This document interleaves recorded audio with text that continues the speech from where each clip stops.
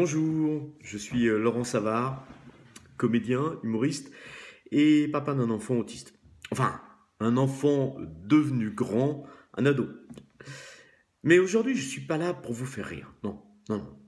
Je suis là pour soutenir la coordination handicap-autonomie, qui veut dénoncer la situation d'urgence des usagers des services prestataires à domicile. Alors, je vais vous lire un témoignage rendu anonyme d'une personne handicapée accompagné par un service d'aide à domicile déficient. Si ma vie doit se résumer à me faire manger, laver les fesses et dormir, elle ne présente aucun intérêt. Ayant 6 heures de PCH quotidienne, j'ai besoin d'un service d'aide et d'accompagnement à domicile en mode prestataire, réactif, qui s'adapte à mes besoins horaires variables et surtout qui me propose un nombre limité d'intervenants qui connaissent parfaitement ma situation et les besoins. Or, ces 3 derniers mois, j'ai eu affaire à plus de 20 personnes différentes dont certaines comprenaient mal mes besoins et mes consignes et qui m'ont épuisé. J'ai besoin d'aide sur le plan physique pour me faire la toilette, pour m'habiller, me déshabiller, mais aussi pour me faire les courses, préparer les repas. Et surtout, j'ai besoin de personnes qui m'aident à me repérer dans le temps, qui me stimulent et qui m'aident à organiser mon quotidien, afin que, malgré ma fatigue, je puisse avoir une vie active et riche. Le matin, la galère peut commencer par une auxiliaire qui n'a pas les clés et qui nécessite qu'endormi, je vienne lui ouvrir la porte, puis que je lui explique comment préparer mon petit déjeuner. Cela donne vite envie de se recoucher.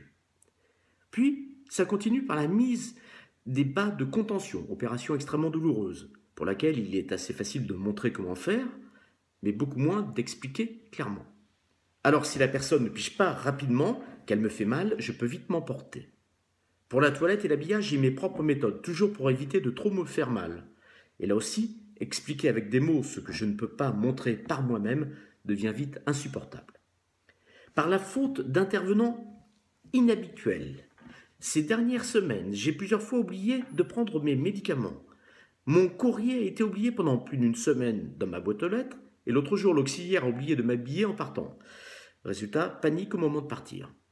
Heureusement pour mes repas que j'ai un stock de repas préparés selon mes recettes et stockés au congélateur en portions individuelles, sinon j'aurais mangé n'importe quoi et n'importe comment.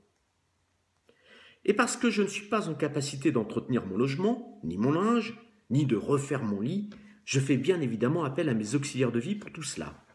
Et le département et le service me renvoient que ces actes n'ont pas à être pris en charge par la PCH.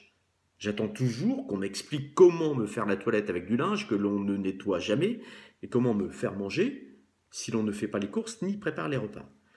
Je n'ai toujours aucune réponse sur ces points précis. À force d'être maltraité par des services qui partent au plus pressé et ont de plus en plus de mal à recruter, on en devient soi-même maltraitant avec ceux qui interviennent ponctuellement, car l'épuisement et la colère débordent vite.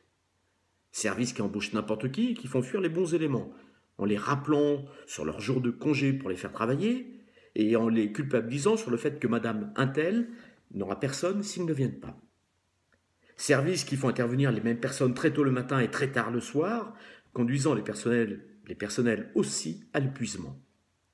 Mais il serait trop facile de tout mettre sur le dos de ces services quand on sait que l'État accorde un tarif PCH très largement inférieur au coût de revient moyen des services prestataires personnes handicapées, et que les départements qui sont autorisés à tarifier le font généralement avec des tarifs aussi inférieurs au coût de revient. Voilà. Témoignage édifiant.